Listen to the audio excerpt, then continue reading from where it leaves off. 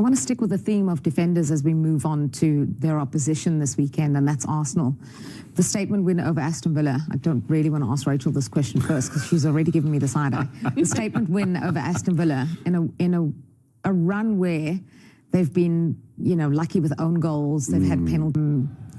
This was something else. Well, I'll tell you what I thought when I watched this game. Look at the way that there is no tackle on any Arsenal player as they come in to score these goals.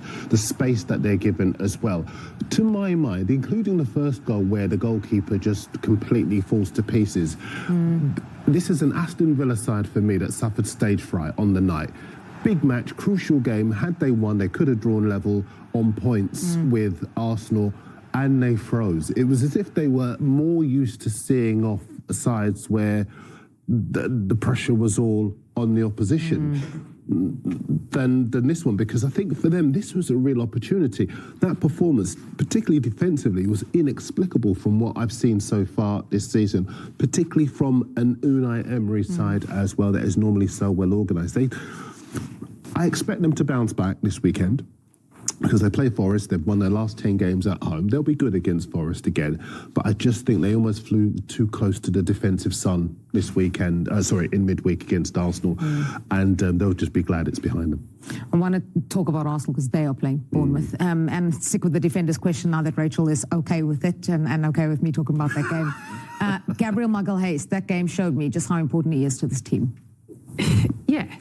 But also, I think one of the things is they have so much competition everywhere, and that ups your level in training every day. We talk about making incremental gains. They are absolutely better with Gabriel. Yeah. He is, for me this season, the best centre back in the Premier League, maybe in Europe. His contribution at both ends is absolutely remarkable.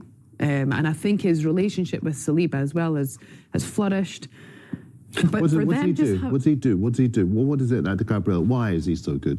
Well, I think the relationship for me is the key part.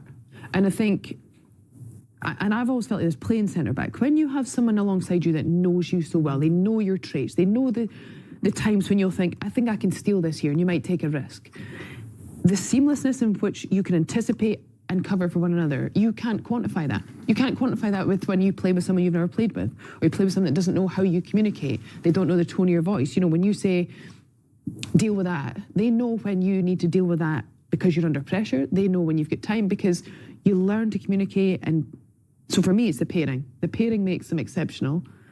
Then they have the momentum of players around them. Then on top of that, they have the competitiveness every single day for every single one of the players in that team, pretty much. I think Gabriel knows he's going to play every game if he's fit. But you got to be on it.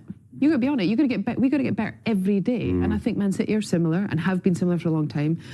That ability to do that, there are not many other teams that have that. Most other teams in the Premier League, their best 11, and there's a drop off in most positions. Some team might have 2 or 3 positions that like for like, but for Arsenal, I think they've such an advantage, and that centre-back pairing for me is it's a language. And the goalkeeper behind them now too adds to that. And they haven't had that centre-back pairing in a long time, which brings me to my next question, and probably the final one on this game. Arsenal's injuries. I know everyone talks about their squad and their squad depth, but their injuries, do you think there's a bigger problem this season? Because again, the Aston Villa game without Declan Rice, who was injured, they haven't had their first-choice centre-back for many, many weeks now.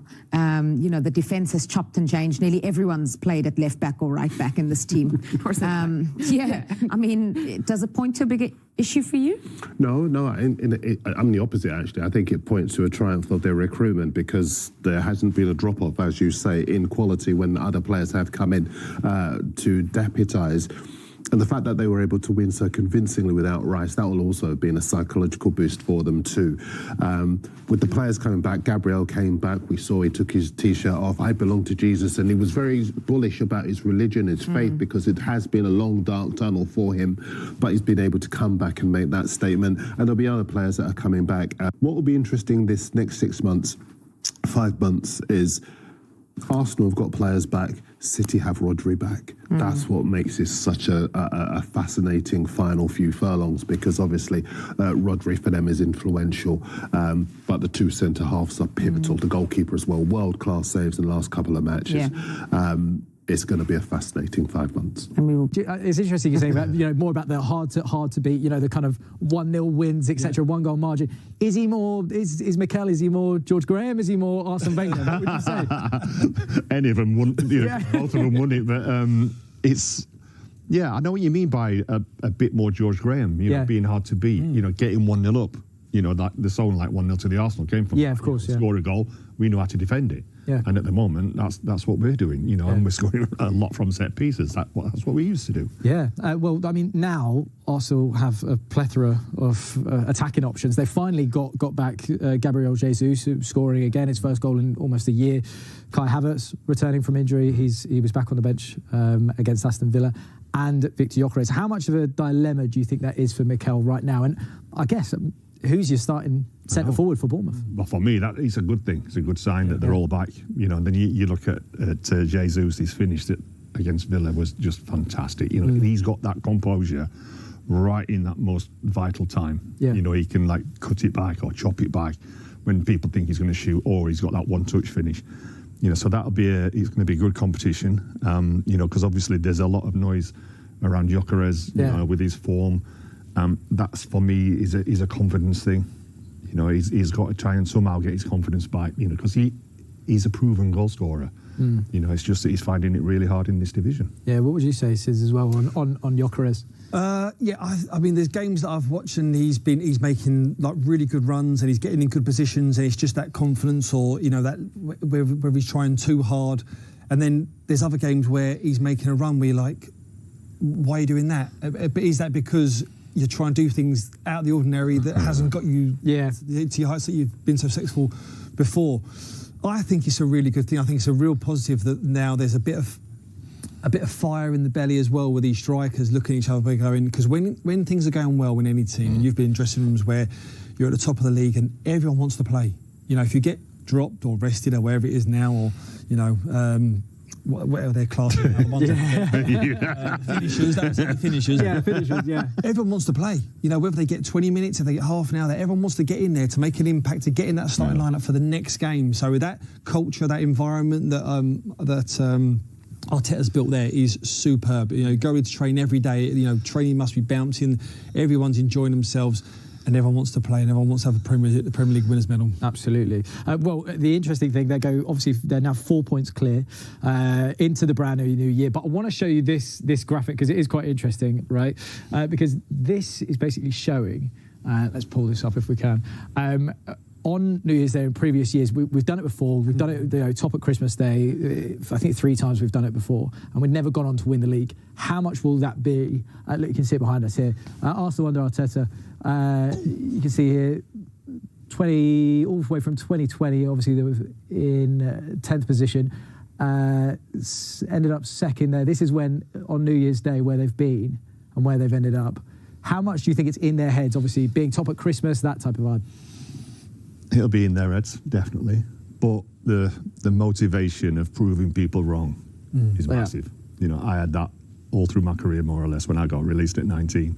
And that motivation to prove people wrong and shut people up, honestly, it can be a big driving force. Yeah. Really do you think there'll be certain players in that dressing room that are like, this isn't happening again?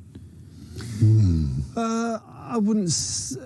I think that happens when in certain scenarios. So, in a few weeks, if they drop points, which I think they're going to drop points this season for the remainder of the season, that's a given. And then Man City, because you don't want the one team you don't want chasing you is going to be Manchester City, and they're going to be there or thereabouts, of course. And I think it's going to go right to the wire. But there's going to be moments where they're also going to go and build on the experiences from previous seasons where they've just come so close, and they'll draw on them experiences. They'll have players that have seen that dressing room. Someone like Declan Rice, the 2 centre halves, for instance, the goalkeeper, good vocal voices that will sometimes just go, listen, calm. We've been here before. It's not a problem. Let's just worry about ourselves, worry about what we do on the pitch. Just keep doing what we've done all season and it will come. It's like when they played Sunderland. When they played Sunderland and went 1 down, that in the past would have turned into a defeat. Yeah, that's interesting. Yeah, I mean, they seemingly have that resilience to almost get over the mark. But look, we have a very simple poll for you tonight. Usually we try and push the boat out, but this one